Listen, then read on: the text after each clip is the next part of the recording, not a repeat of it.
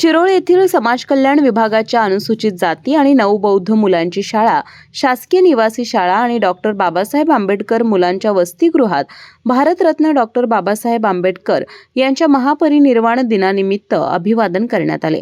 प्रारंभी प्रतिमा पूजन शाळेचे प्रभारी गृहपाल बीजे खोडके यांच्या हस्ते करण्यात आले। यावेळी बोलताना बीजे खोडके म्हणाले की डॉक्टर बाबासाहेबांनी आपल्या अथक परिश्रमातून भारताचे संविधान लिहिले।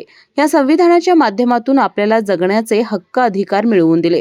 बाबासाहेबांनी स्वतःच्या कुटुंबाची कोणतीही पर्वा न करता केलेल्या त्यागामुळे आज आपण सर्वजण सन्मानाने जगत आहोत। त्यामुळे बाबासाहेबांनी केलेल्या या त्यागाची, परिश्रमाची जाणीव ठेवून विद्यार्थ्यांनी आयुष्यात वाटचाल करावी असं आवाहन आपल्या भाषणात खोडके यांनी केलं।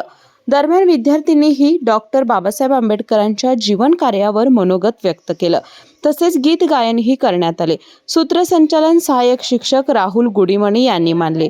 यावेळी सहाय्यक शिक्षक कुणाल कांबळे, माया कांबळे, समेत पाटील, आकिब मुजावर, बिपिन यादव, प्रदीप कांबळे यांसह सर्व विद्यार्थी आणि कर्मचारी उपस्थित होते।